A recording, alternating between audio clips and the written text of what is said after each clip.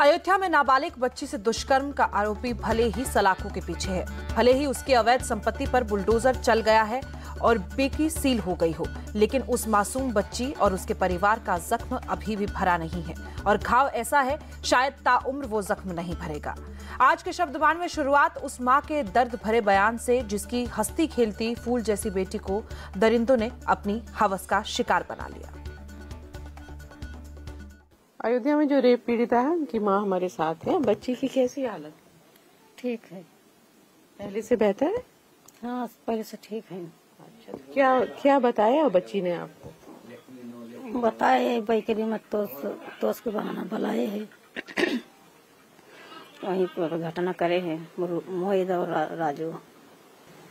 जैसे जो मोहित खान आपके गांव के ही हैं, इनके बारे में कुछ पहले भी कुछ किसी तरह की इस तरह की जानकारी थी? तमाम जने रह के का बताइए, हमेशा ऐसे करते। तो बच्ची ने आपको क्या कब बताया? बीमार धीरे धीरे परेशान, तबीयत खराब हो गई तो फिर हम बताए, तब कार्रवाई करें, जांच कराएं। तो अब जो कार्रवाई हुई है, बुलडोजर भी चल गया, जेल तो चले ही गए, इससे आप लोग संतुष्ट हैं? हाँ संतुष्ट हैं। मुख्यमंत्री से मिलने गए तो उन्होंने क्या कहा आपको? कहीं सब ठीक कार्रवाई करेंगे। मां का दर्द तो आपने सुन लिया, अब बच्ची से हुई हैवानियत पर एक्शन और सियासत को भी समझिए। बीजेपी पीड़ित बच्ची और उसके परिवार को न्याय दिलाने का वादा कर रही है। शीर्ष नेतृत्व के निर्देश पर बीजेपी का एक डेलीगेशन अयोध्या से पीड़ित परिवार से मिला। परिवार से मुलाकात के बाद राज्यसभा सांसद बाबूराम निषाद ने कहा है कि अखिलेश पीड़ित की बात करते हैं, लेकिन उन्हें इस बच्ची का दर्द नहीं दिखाई देता। बीजेपी नेता ने यह भी कहा है कि आरोपियों पर सरकार ऐसी कार्रवाई करेगी कि उनकी 7 पुश्तें याद रखेंगी। एक निषाद कन्या की आवाज, उसका दर्द इनको सुनाई नहीं पड़ा। डीएनए की जांच की बात की है अखिलेश यादव जी ने। अखिलेश यादव जी वीडियो की बात करते हो और ये मछुआरे समाज की बेटी का दर्द आपको नहीं दिखाई सुनाई पड़ा। गरीब और बेवा जो असहाय है उसकी पीड़ा आपको नहीं समझ में आई है। किस तरीके से उस दुराचारी के बारे में जो बात की है, उसने इस गांव में और भी ऐसी तमाम घटनाएं घटित की हैं, लेकिन बाहुबल और धनबल के आधार पर उनको छिपाने का काम किया है। इन ऐसे सब दुर्दांत अपराधियों को, दुराचारियों को हम नकाब करने का काम करेंगे और जो इस तरीके की घटनाओं में लिप्त हैं, सरकार उन पे अंततः कार्रवाई ऐसी करेगी कि उनको कई पीढ़ियां याद रखेंगी। ओबीसी बेटी को इंसाफ दिलाने की लड़ाई में योगी के मंत्री और निषाद पार्टी के मुखिया संजय निषाद भी आगे हैं। एक दिन पहले उन्होंने पीड़ित परिवार से मुलाकात की थी और बाहर आकर मीडिया से बात करते हुए रो पड़े थे। अब उन्होंने डीएनए वाले बयान को लेकर अखिलेश यादव को टारगेट पर लिया। संजय निषाद ने साफ साफ कह दिया कि अखिलेश और उनकी पार्टी अपराधी के साथ खड़ी है और ये दिखाता है कि इनके यहाँ अपराधियों को संरक्षण प्राप्त है। क्या अपराधी की कोई जाति तो होती नहीं है, तो उसको बचाने की क्या जरूरत है? आज के दिन में क्या मजबूरी है समाजवादी पार्टी की जो मुंह नहीं खोल पा रही?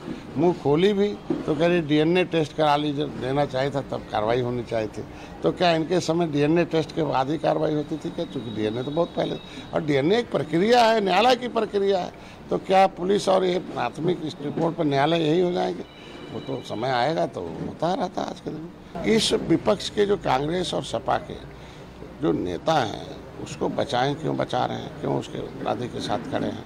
वहाँ के सांसद से पूछा जा रहा था, कह रहा हमें कुछ पता ही नहीं है, जो आज का टीम मेंबर है, नगर अध्यक्ष है और तो ये सब चीज़ें दर्शाती हैं कि इनके यहाँ अपराधियों का संरक्षण प्राप्त रहता है। इतना बवाल हो चुका है, लेकिन अखिलेश यादव और पूरी समाजवादी पार्टी अब भी बच्ची से दुष्कर्म के आरोपी मोहित खान को लेकर डिफेंसिव मोड में है। पहले अखिलेश यादव ने डीएनए टेस्ट की बात कही और अब उनके चाचा शिवपाल यादव नार्को टेस्ट की डिमांड कर रहे हैं। हद तो यह है कि मोहित खान के प्रति सख्ती दिखाने के बजाय शिवपाल भी इतने संवेदनशील मामले को राजनीति और उपचुनाव से जोड़कर देख रहे हैं। इस तरह की अगर राजनीति करेंगे तो हम तो कहेंगे इनका तो नार्को टेस्ट करा लो, जितने भी हैं भारतीय जनता पार्टी के लोग और इस घटना से जुड़े लोग हैं जो इस तरीके की बातें कर रहे हैं, इनका सबका नार्को टेस्ट करा लें। और ये केवल राजनीति इसलिए भी कर रहे हैं कि वहाँ पर उपचुनाव है, बदनाम करने के लिए।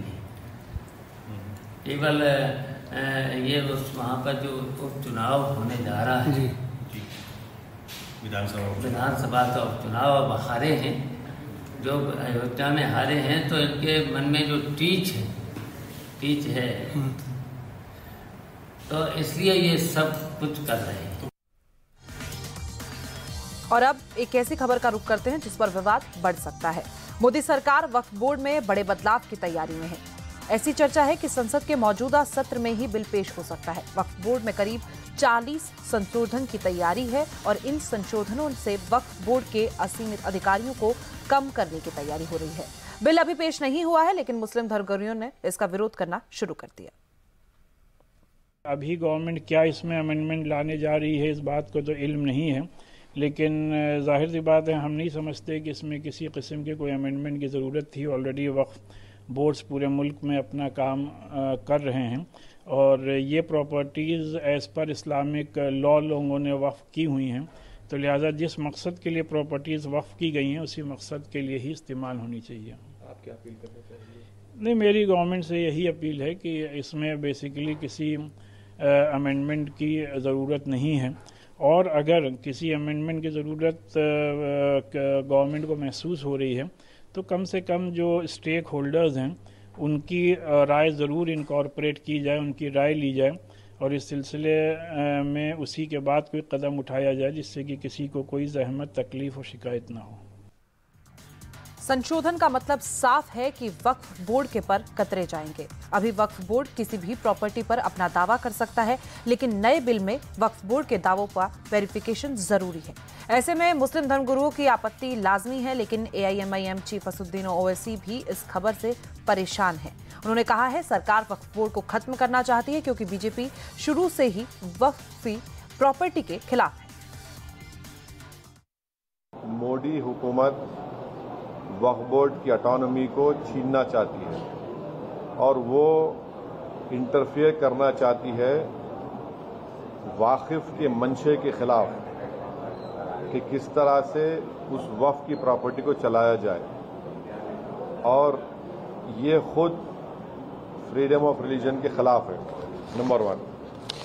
दूसरी बात यह है कि बीजेपी शुरू से वक्फ बोर्ड्स और वक्फ की प्रॉपर्टीज के खिलाफ रही है और इनका एक हिंदुत्व का एजेंडा है, RSS का एजेंडा है कि वो शुरू से वक्फ प्रॉपर्टीज को और वक्फ बोर्ड को खत्म करने की कोशिशें करती रही हैं। तो वहीं योगी सरकार के पूर्व मंत्री और यूपी बीजेपी के मुस्लिम चेहरे मोहसिन रजा ने मोदी सरकार के इस फैसले का स्वागत किया। मोहसिन रजा ने कहा कि वक्फ बोर्ड के अधिकार का दुरुपयोग किया गया, जितनी शक्तियां थी उसके ऊपर आकर उन्होंने काम किया, मनमाने तरीके से संपत्तियों को दर्ज कर लेते हैं। ये सारे अधिकार उन संपत्तियों को बचाने के लिए हो रहे हैं। चंद लोगों के अधिकार में आ गई हैं वक्फ की संपत्तियां, उसको उससे बाहर निकाला जाए, और जिनकी संपत्तियां अवैध तरीके से वक्फ बोर्डों में दर्ज हो गई हैं उनको भी उससे निजात दी जाए, उनको निकालकर वापस उनको दी जाए। क्योंकि यहां पर ये निर्णय जो है ये जनहित का निर्णय है, आम जनता के हितों का निर्णय है, गरीबों का है, उनके कल्याण का है। और इसमें सबसे बड़ी चीज ये है कि वक्फ बोर्ड जो 95 का एक्ट बना, वो जो उनको अधिकार दिए गए वक्फ बोर्डों को, वो उसका दुरुपयोग किया उन्होंने।